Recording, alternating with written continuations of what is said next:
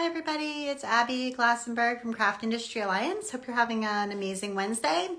We come to you live every Wednesday for our member spotlight where we get to drop in on one of our amazing members, learn more about their business, see some samples of their work, maybe get a little glimpse into their studio. Today we're going to be talking with Nicole Burgess, and she is a weaver, so very excited to talk with Nicole. Nicole, as soon as you get here, you can feel free to request to join. So I wanted to give you a little update on what is going on over here at Craft Industry Alliance. The main thing I've been working on this week is booking all the main stage panel discussions for H&H Americas. This is like a giant jigsaw puzzle, if you can imagine. So we have 12 different main stage events happening, and each of these different events needs speakers. Many of them are panel discussions and need moderators. We have to sort of figure out, along with our committee, what are the best topic areas to cover and then who should speak. So I've been working hard on that. It is coming together very nicely. I'm very excited. So that's one thing I've been doing. And the second thing I've been doing is working on our panel discussion. Our webinar coming up with Dara Thomason has not yet been announced, but it's going to be focused on anxiety and mental health and how to care for yourself while having a craft-based business. So so if you are a member, look in your inbox shortly and you'll get a notification from us about Dara's upcoming webinar. Hey, Nicole, how are you? Good. How are you? I'm good. Have you done one of these lives before?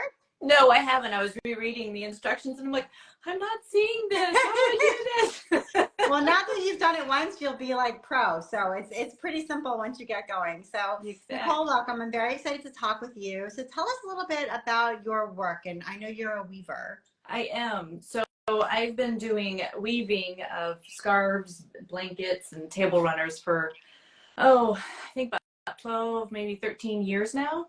I have my other business that I work in the mental health field. You were just saying someone else is going to come in and talk about self-care and stuff. I got into this, been, I think, in the fiber life for ever since I've been little. But when I moved back to Indiana and I had gone to a craft show, big mistake, you can get into trouble with those things. Yeah. And somebody had a tent set up that had a ton of rigid heddles and then weaving looms and then the books and stuff like that. So I started to chat with the woman who was running the tents and ended up getting a rigid heddle loom not very long after that. And then I bought a used floor loom. And since then, it's been, just weave and learn all the different structures. Well, a lot of the different structures and just having so much fun doing it. That's great. Well, a rigid heddle loom doesn't take up too much space, but a floor loom is like a significant investment in space on your floor. It can be.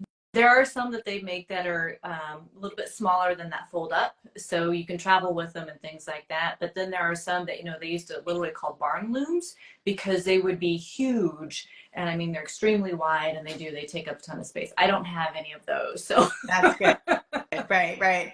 Exactly. Okay. Well, that's awesome. So what is it that you like so much about weaving that really hooked you and made you kind of addicted to weaving? Well, it's funny. I love the color and then all the different structures that can come with it. It's like a lot of different crafts in the sense of like, it's a never ending learning cycle. Yeah. And I think part of it, I was just talking with some local weavers where I'm at now. And it's like, there's magic that's unfolding as you're going through and you put the threads through the heddles and as it unfolds and you're watching the design get created through the cloth. And part of it is I just stop and we're like, yeah, do you pet it? I'm like, yes, because like this is tencel. It's really, really soft like silk, but it's not. Or you've got some wool or cotton and there's something very mesmerizing and also meditative. So I do a lot of mindfulness training, right? And so whether you're knitting, crocheting, things like that, and when you're pulling back the beater again and again, it just is really mesmerizing and calming. Yeah, so. Absolutely. And just like, just transports you mentally away from everything and into this wonderful zone, which I feel like we're all after and just love to be in, and it's really a great feeling. So tell us about some of your favorite projects, some of the things that you like to make the most.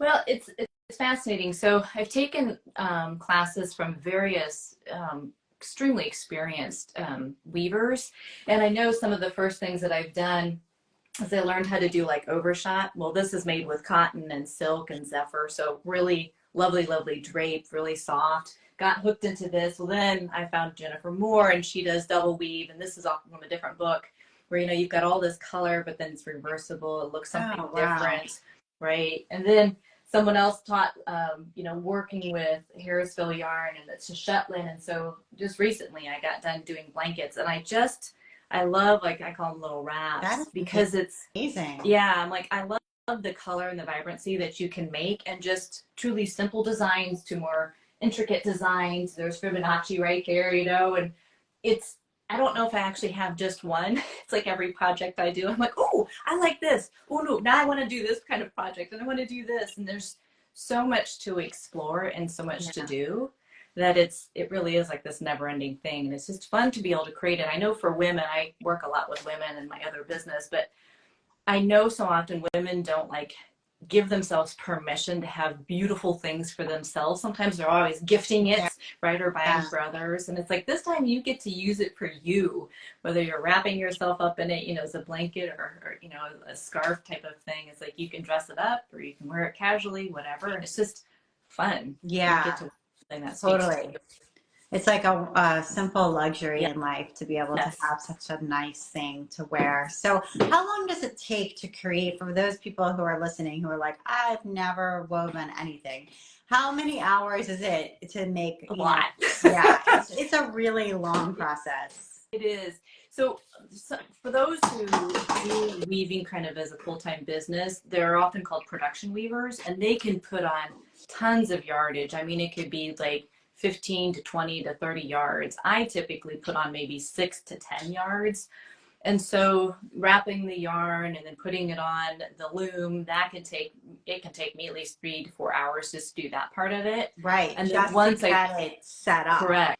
And I think it's unusual as a craft in that way because, you know, if you think about knitting, right? So you might need to do a little bit of preparation, but it's not 3 to 4 hours worth of preparation before you can start. Right. You can pick up the ball of yarn where this, you know, it's like, here's the wool, it comes on the cone, and then I have to wrap it around a board or on a wheel. And then I have to, like, how many times do I need to do that? How long does it need to be? And then you got to make sure you've got the tension as you're putting it on the loom. And it's, you know, again, it's fun stuff to do, but I think there is that people don't understand that it's very time intensive. Yeah. And then when you get it on the loom, depending on the design and all of that stuff, I mean, it can take, sometimes it only takes an hour or two to actually weave it. You're like, well, that was quick, you know, but it took me all this other time just to get set it up. I mean, setting it up is really part of the process of making it. You have to kind of reframe and say, it's not that I haven't started. Right. I've started. It's just, this is part one of, Yeah. And sometimes the part one actually is the design itself. Yeah. Right. Is there a pattern that I'm actually going from and modifying, or is it something I'm creating from scratch? And so that can take me hours just to kind of pick up the colors and then look at the design and maybe combine some of the designs together. And put it on the loom. And then, so I've had to reframe it, like you said, from when I first started to weave, I'm like, oh, this is such a chore. I can't seem to get it. No, you can't see it that way. Yeah. Now I'm like, ooh, I like this. I get to see how this is coming together, that it ends up being this. And then when you get it off the loom, right? Do you have fringe? Do you actually sew it? You have to wet finish it. You may need to press it. So it's like, you know, those hours continue to add up as you go through. And that's why a lot of people want to put on much longer warps. They can change up some of the colors, but they're not having to kind of reslay everything and do it that way. Right. Like, that makes total sense. Yeah. So when it comes to having a business with weaving, it may, you know, given how many hours it takes and the preparation, I find that, you know, pricing then would be really difficult because many people may not appreciate all that, you know, they're used to seeing cloth and they don't understand. It's mass produced for a very low price. Right. So I guess, how are you overcoming some of those challenges? So some of it, I'm looking at the material itself that I'm using. I may not use, like for towels, it's like mostly cotton. It's like, okay, that's kind of this price range. And I'm trying to go a little more for the luxury, things that you don't find in every day. And Right. so it's like, that's just gonna be part of the base price. And then I go through and I calculate my hours. I know that I may not be as fast as some production weavers, but it's like I'm not gonna discount the labor that goes in it either. So I track kind of what I'm doing, how long it takes me, and then I've got kind of a base rate that I use for how much I charge just for my labor, and I put the two together and I'm like, this is what Yep, it's going to that's the be. price. And the thing is that it's for a particular customer. Correct. A customer, so it's not for everyone. And there's Correct. going to be that person who says, "Oh my gosh, no way." Yep. And it's not for them. Right. And that's fine. Yep. You Yeah. know. And I mean, I know there are some weavers who, oh my gosh, they are so skilled at the sewing machine. And so when they do all these different towels, or they may create something that has a ton of hems and they have it at one price, it's like, okay, well, it's done differently, but their hems are beautiful. I'm like, I don't do a lot of that stuff. I do mostly fringe, because if you're going to see my sewing, it's like I give it to people that I know. I'm like, it's not necessarily straight all the time because I'm not skilled at sewing, and it is like, I think there is something out there for everybody. Yeah. And it's just knowing, it's like, if you want something that you're going to have for maybe 2 times and you throw away, mine is more like the investment for a generation or more. Right. Right. Like, you can give these things down. If I've created it, I've got various folks who have table runners from me and they use it for holidays. Like, oh yeah, I'm going to pass that down. I was like, yeah, that's part of it. It's more of the sustainability. It's more of the generational thing. Right. This ancient craft versus I'm just tossing it away. And weaving truly is an ancient craft. I mean, it's there. I feel like there's woven cloth that's thousands, old as any artifact we have that's of human creation. Yep. So, yes. Which is kind of an incredible thing to be part of. I feel like it is. Tradition of that is really lovely. Yeah. And so how does this business interact with your day job in the mental health field? How do you feel like the two of them complement each other or interplay with one another? So it's fascinating. So in the mental health world, I will often talk with folks about hobbies and ways to do self calming, or what do I say, self-care methods. And I talk so much about mindfulness. So they may be a knitter, they may have some other sort of painting or something else that they do. And I'm like, remember to keep incorporating that as many times per week that you can, because that's really what doing this is for me. Like, I put on a little post, I think this morning, I'm like, I didn't have much time yesterday to do some weaving, but I got a few of my picks in, and I'm watching this pattern unfold, and it just helps calm me down in between sessions or the hecticness of it. So it's like, when you find things that you love, it's like making sure you keep feeding that and being intentional with it, make space for that, because that does help overall with stress levels, anxiety levels, sadness, all the stuff that's totally going on in the world today. It's just, what do you do that helps just lift your spirit or helps you feel more calm inside? And to me, this is also, it's a very grounding in body. I mean, yes, I sometimes when I'm doing an overshot, I need to be paying attention to the pattern, but I can get lost in my own head, or I'm just in the rhythm of it, and I'm very much in the body. And it's like, okay, pause. Where am I at now in the pattern? Okay, go again, type of thing. Totally. And I don't know if you find this to be true. That definitely resonates with me.